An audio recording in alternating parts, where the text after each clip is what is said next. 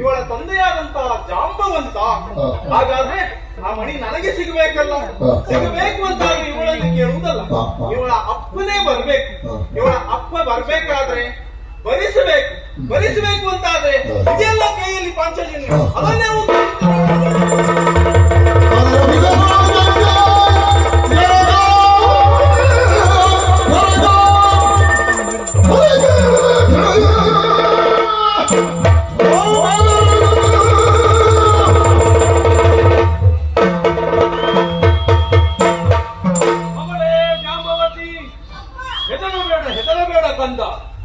ಬಂದವ ಯಾರಂತ ನಾನು ವಿಚಾರಿಸ್ತೇನೆ.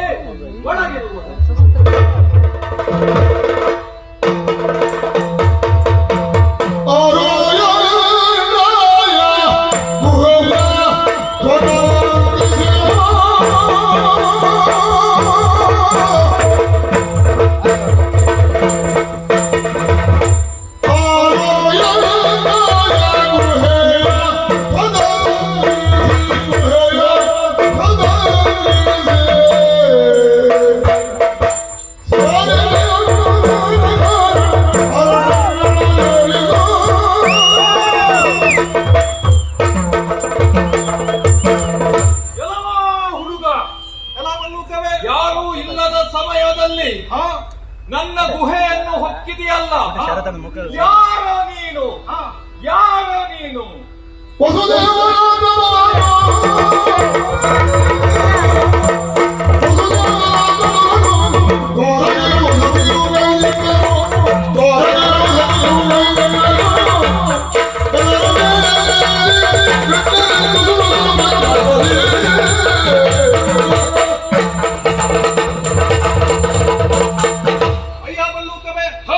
ಪರಿಚಯವನ್ನ ಕೇಳ್ತಾ ಇದ್ದೀಯ.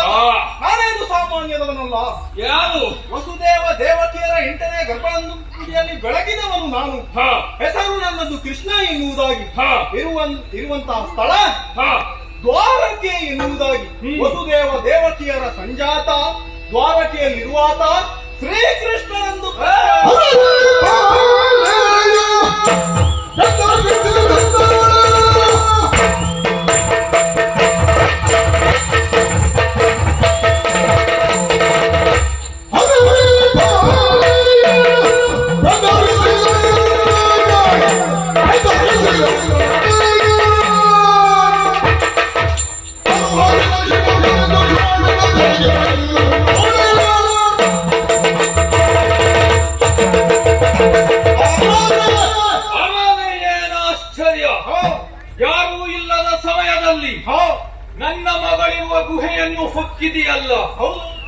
ವಸುದೇವನ ಮಗನೋ ನೀನು? ನಾನೇ.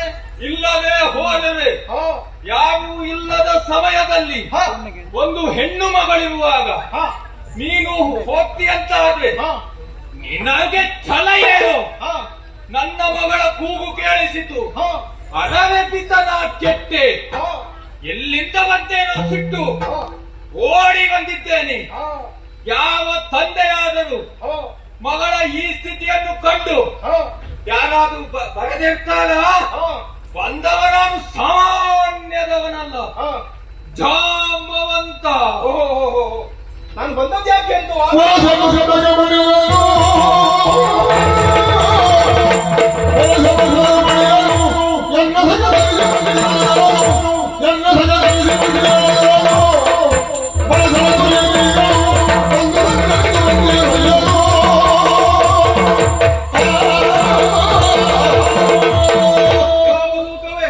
ನಾನೇನು ಸುಮ್ಮನೆ ಬಂದವನಲ್ಲ. ಮತ್ತೆ ಅಲ್ಲಿ ಕಾಣ್ತಾ ಇದೆಯಲ್ಲ ಹ, ಮಣಿ, ಶಮಂತಕ ಮಣಿ, ವರಶಮಂತಕ ಮಣಿಯನ್ನ ಹ, ನನ್ನ ಸಖನಾದಂತಹ ಪ್ರಸೇನಜಿತ ಎನ್ನುವನು ಹ, ತೆಗೆದುಕೊಂಡು ಕಾಡಿಗಾಗಿ ಬಂದ ಬೇಟೆಯಾಡ್ಲಿಕ್ಕೆ. ಆ ಸಂದರ್ಭದಲ್ಲಿ ಹ, ನೀನು ಅವನೊಂದಿಗೆ ಹೋರಾಡಿ ಅವನನ್ನ ಕೊಲ್ಲುವುದರ ಮುಖಾಂತರವಾಗಿ ಹ, ಶಮಂತಕ ಮಣಿಯನ್ನ ಅಪಹರಿಸಿಕೊಂಡು ಬಂದಿದ್ದೀಯಾ? ಹ. ಆ ಶಮಂತಕ ಮಣಿಯನ್ನು ಹ. ನನಗೆ ಕೊಡು. ನನ್ನ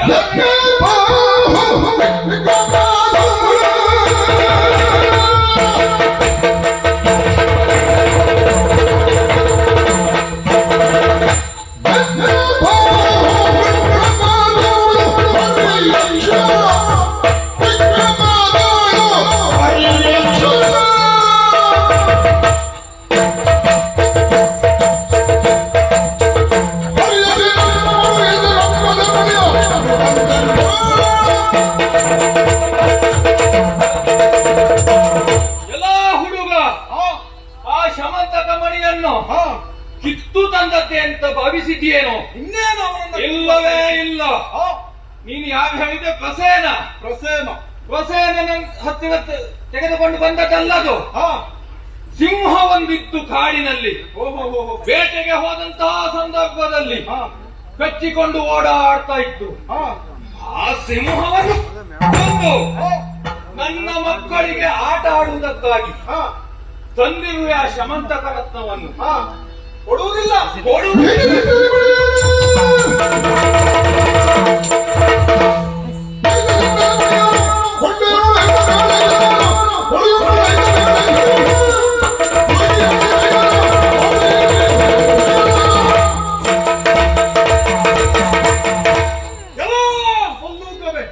ವಿಹಿತದಿಂದ ಹೇಳ್ತಾ ಇದ್ದೇನೆ, ಆ ಮಣಿ ನನಗೆ ಸೇರಿದ್ದು. ಕೊಡ್ತೀಯ? ಕೊಡುವುದಿಲ್ಲ ಬಂದಾದ್ರೆ ಆ ಮಿಹಿರ ಸೂತ ಯಮನಾಲಯಕ್ಕೆ ನಿನ್ನನ್ನು ಅಟ್ಟುತ್ತೇನೆ. ಎಲ್ಲ ತಿರ್ಯಕ್ಕೆ ಜಂತುವೆ. ಯಾರು?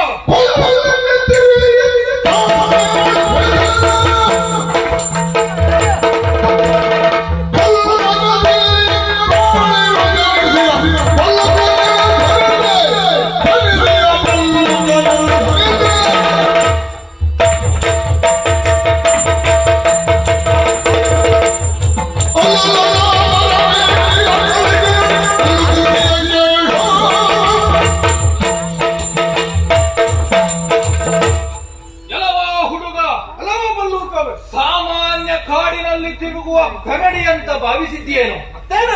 ಬ್ರಹ್ಮನ ಹುಂಬದಿಂದ ಹುಟ್ಟಿದವ ಈ ಜಾಂಬವ. ಅಂದ್ರೆ ಕುಂಬಿನಿ ಉದಿಸುವ ಮುಂಚೆ ಉದಿಸಿಕೊಂಡಿದ್ದೇನೆ. ಹಾ, ಅಂದ್ರೆ ಬ್ರಹ್ಮನ ಜುಂಬದಿಂದ. ಹೌದು. ಅಂದ್ರೆ ಬ್ರಹ್ಮನಿಗೆ ಉದಾಸೀನ ಬಂದಾಗ ಆಕಳಿಗೆ ಬರುವುದು. ಉದಾಸೀನಕ್ಕೆ ಹುಟ್ಟಿದ ಪಿಂಡವ ನೀನು? ಉದಾಸೀನದಲ್ಲಿ ಹುಟ್ಟಿದ ಪಿಂಡ ಅಲ್ಲ, ಹಾ, ಬ್ರಹ್ಮ ಸಂಕಲ್ಪದಿಂದ ಹುಟ್ಟಿದವ ನಾನೇ.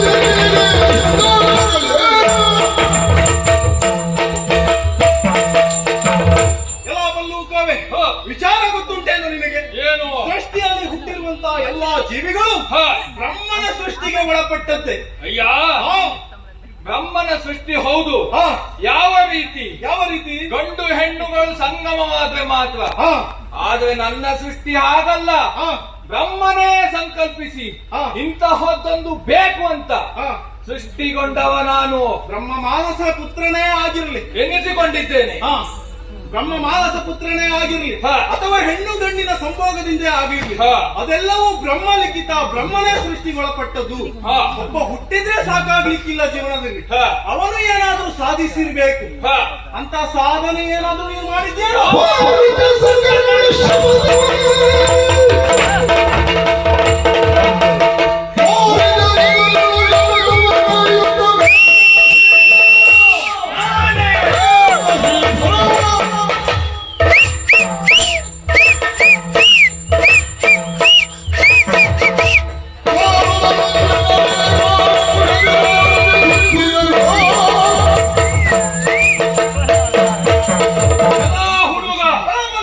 ನನ್ನ ಸಾಧನೆ ಏನು ಸಾಮಾನ್ಯದ ಅಲ್ಲ. ಹಾ, ಏನ್ ಮಾಡಿದ್ದೆ ಅಂತ? ಮೇಲೆ ಕಾಣುತ್ತಿರುವುದು ಬಾಲಭಾಸ್ಕರ. ಹಾ, ಹಾ, ಹಾ, ಆ ಹಾ. ಬಾಲಭಾಸ್ಕರನ ಪದಕ್ಕೆ ಹಾ, ಹಾ, ಹಾ. ಪಂಥಾಹ್ವಾನ ನೀಡಿ ನೀನ? ಅವನು ದಿನಕ್ಕೊಮ್ಮೆ ಹಾ, ಮೇರು ಪರ್ವತವನ್ನು ಸುತ್ತಿದ್ರೆ ಹಾ. ದಿನಕ್ಕೆ 21 ಬಾರಿ ಸುತ್ತಿಹ ಈ ಜಾಂಬವ. ಎಲ್ಲ ಬಲ್ಲೂಕವೇ? ಹಾ. ನೀನ್ ಹೇಳ್ತಾ ಇದ್ದಿ ಹಾ, ಮೇರು ಪರ್ವತವನ್ನ ಸೂರ್ಯ ಒಂದು ಸುತ್ತು ಹಾಕಿದ್ರೆ ಹಾ.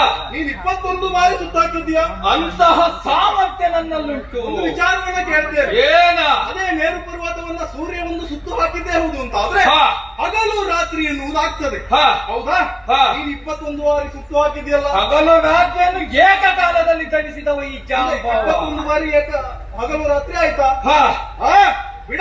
ಹಾ. ಅದನ್ನೆಲ್ಲ ಒಪ್ಪುವುದಿಲ್ಲ ನಾನು. ಮತ್ತೆ ನೀನು ಸುತ್ತಿದ ಕಥೆಯನ್ನು ಹೇಳಿದ್ಯಲ್ಲ, ಮತ್ತೇನು? ನಾನು ಎತ್ತಿದ ಕಥೆಯನ್ನು ಹೇಳ್ಬೇಕೇನೋ? ಏನುಂಟ?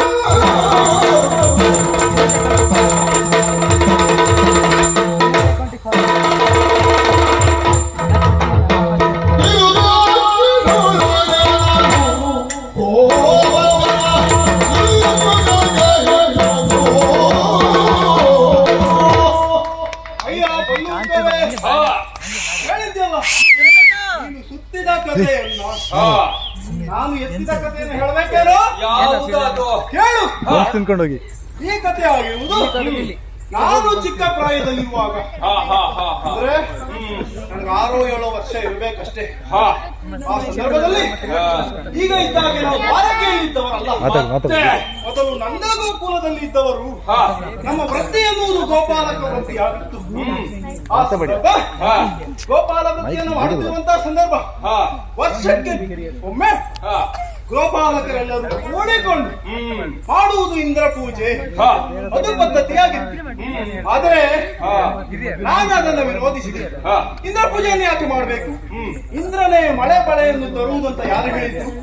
ಖಂಡಿತವಾಗಿಯೂ ಮಳೆ ಬೆಳೆಗೆ ಕಾರಣ ಪ್ರಕೃತಿ ಪೂಜೆಯನ್ನ ಮಾಡಬೇಕು. ಅಂದರೆ ಗೋವರ್ಧನ ಗಿರಿಯನ್ನು ನೀವು ಪೂಜೆ ಮಾಡಬೇಕು ಎನ್ನುವುದಾಗಿ ಹೇಳಿದಾಗ ಗೋಪಾಲಕರು ನನ್ನ ಮಾತನ್ನು ಒಪ್ಪಿದ್ರು. ಆ ದಿನ ಗಿರಿ ಪೂಜೆಯನ್ನು ಮಾಡಿದ್ರು. ಇದನ್ನು ಕಂಡಂತ ಇಂದ್ರ ಕುಪಿತಗೊಂಡ. ಅಷ್ಟು ಮಾತ್ರವಲ್ಲ, ಮತ್ತೆ ಮುಸಲ ಗಾತ್ರದ ಮಳೆಯನ್ನೇ ಸುರಿಸಿದ. ಪ್ರವಾಹ ಎನ್ನುವುದು ಏರ್ಪಟ್ಟಿತ್ತು. ಆ ಸಂದರ್ಭದಲ್ಲಿ ಗೋಪಾಲಕರು ಬಂದು ನನ್ನಲ್ಲಿ ಕೇಳಿತು, ಕೃಷ್ಣ ಏನು ಮಾಡುವುದು ಎನ್ನುವುದಾಗಿ. ಆ ಸಂದರ್ಭದಲ್ಲಿ ಆ ಗೋವರ್ಧನ ಗಿರಿಯನ್ನು ನನ್ನ ಕಿರು ಬೆಟ್ಟಿನಲ್ಲಿ ನೋಡಿಕೋ, ಕಿರು ಬೆಟ್ಟಿನಲ್ಲಿ ಆ ಗೋವರ್ಧನ ಗಿರಿಯನ್ನ ಎತ್ತಿದೆ. 1 ವಾರಗಳ ಕಾಲ ಮಳೆ ಅದರ ಅಡಿಯಲ್ಲಿ ಬಂದು ನಿಂತು ಗೋಪಾಲಕರು ರಕ್ಷಣೆಯನ್ನ ಪಡೆದರು. ಇಂದ್ರ ಬಂದು ನನ್ನಲ್ಲಿ ಕ್ಷಮೆಯನ್ನ ಯಾಚಿಸಿದ. ಗೋವಿಂದ ರಾಜ ಪಟ್ಟವನ್ನ ನನಗೆ ಇದ್ದ. ಅಂತಹ ಗೋವರ್ಧನ ಗಿರಿಯನ್ನೇ ನಾನು ಎತ್ತಿದ್ದೇನೆ. ಇನ್ನು ಮೇರು ಪರ್ವತ ಯಾವುದು ಲೆಕ್ಕಕ್ಕಲ್ಲ. ನಿನ್ನ ಜೀವನದಲ್ಲಿ ಗಿರಿಯನ್ನ ಎತ್ತುವುದು ಬಿಡು, ಚಿಕ್ಕ ಪುಟ್ಟ ವೃಕ್ಷವನ್ನಾದ್ರೂ ಎತ್ತಿದೆಯೇನೋ? ಎಲ್ಲಾ ಹುಡುಗ ಹುತ್ತದ ಗಾತ್ರದ ಪರ್ವತವನ್ನು ಎತ್ತಿ ನನಗೆ ಹೇಳ್ತೀಯೇನು? ನಾಗೈದ ಸಾಧನೆಯನ್ನು ಗೊತ್ತಾ?